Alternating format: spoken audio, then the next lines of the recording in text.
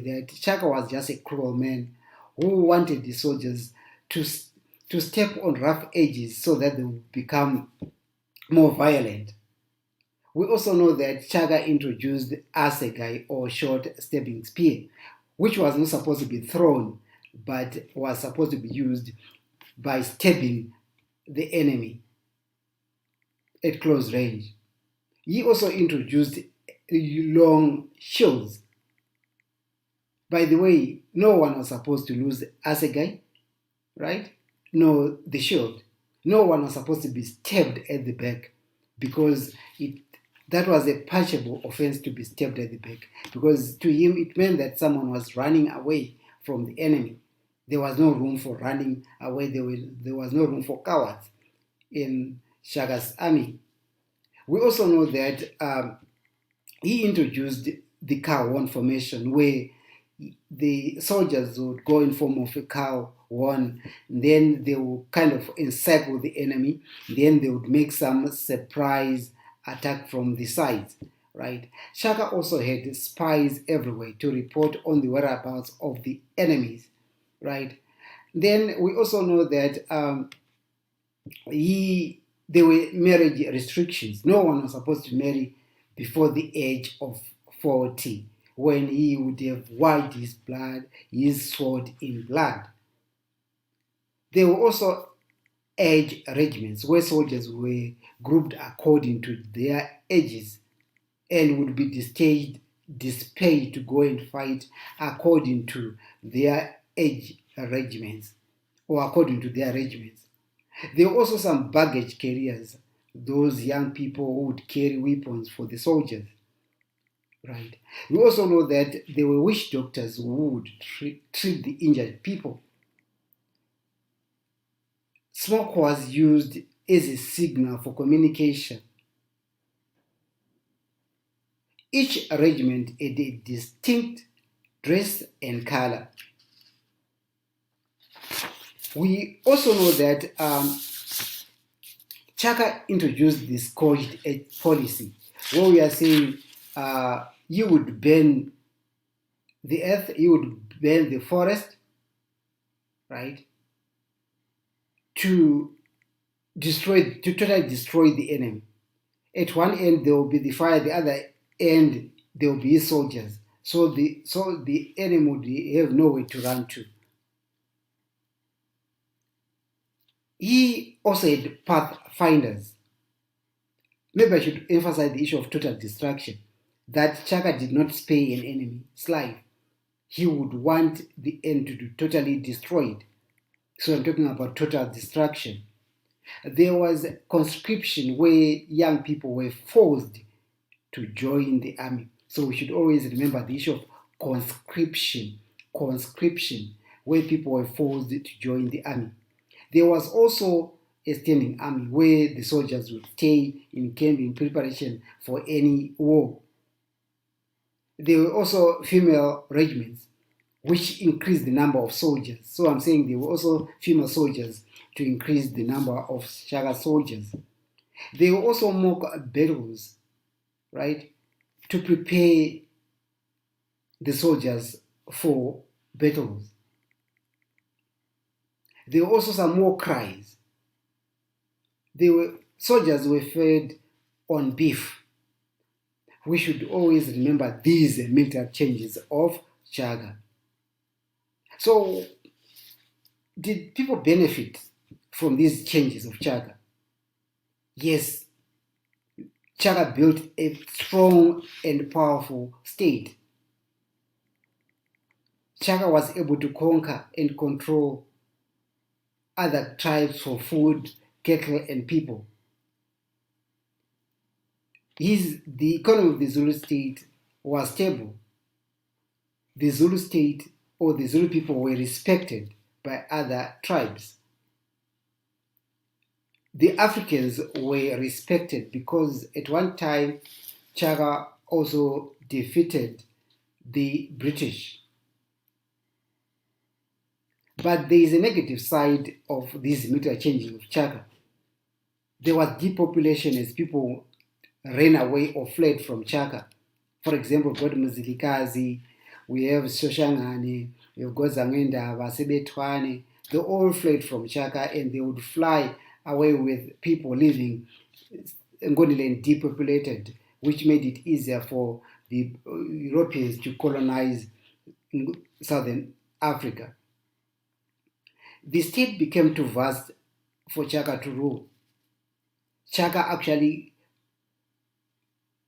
made or created more enemies for himself because of these military changes. There were unnecessary wars, as Chaka would want to test his army and his weapons. A lot of people, like I have already given, migrated because of Chaka. We also would want to say, which are some of the problems created because of the role of Chaka? We know that trading affected other tribes, hence there was hatred from other tribes. At the death of Nandi, innocent people were killed. We are told that 7 virgin girls were buried alive assumably to take or to accompany Chaka's mother to heaven. Even cows lost their mothers.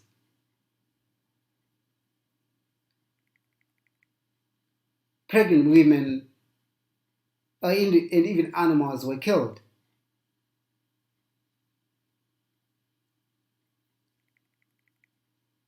Jealous relatives conspired against Chaka. People like Mzilikazi rebelled against Chaka. The Boers and the British attacked Chaka. There was now a lack of trust. Right. So, having said that, I would want to emphasize why Chaka was actually assassinated. Why was Chaka assassinated? Like I've already given, because of his dictatorial tendencies. Chaka was a dictator. He would not listen to anyone. He would not consult his traditional council or indunas. He used a cruel system.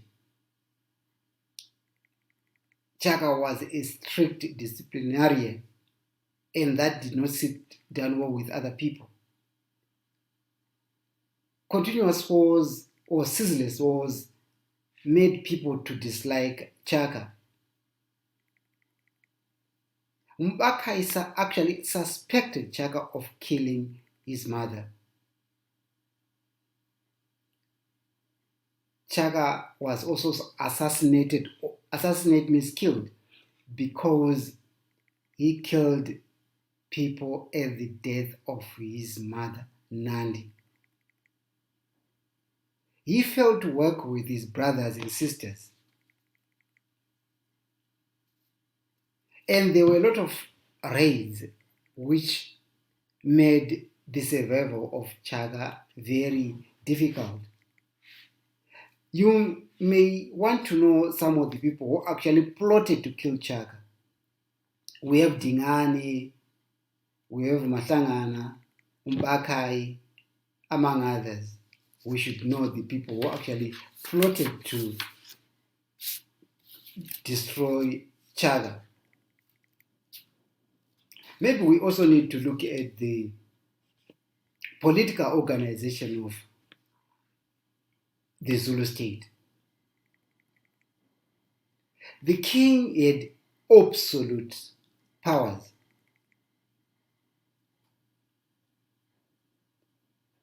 In other words, he had complete control over the state. The king was above the law. He was a dictator. Positions were not hereditary. The king would appoint, replace, and dismiss officials at will. He would appoint, replace and dismiss officials at will. He was the commander-in-chief of the army. The king controlled trade, controlled labor, controlled land, and even religion. The king controlled labor, trade, land, and religion. We also know that he had power which he distributed at 3 levels. Like we have himself, the king, the royal family, and those who had been incorporated into the Zulu state. So you have the king at the top, the ruling family, and those who would have been incorporated into the Zulu state. People paid tribute to the king as a sign of loyalty or allegiance. He depended on the army to control trade, land, among other things.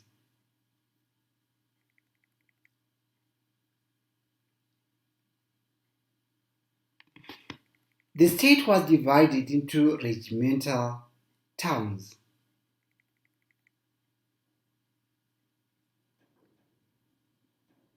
So we need to always remember that Inkatha was a symbol of unity in the Zulu state.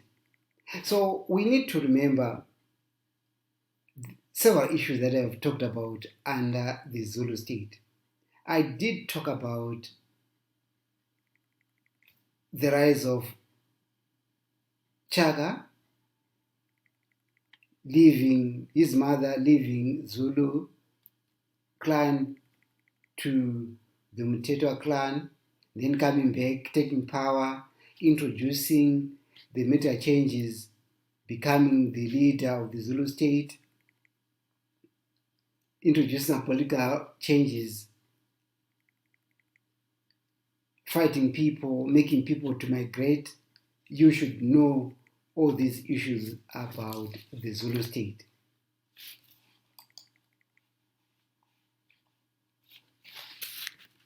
We need to remember these issues.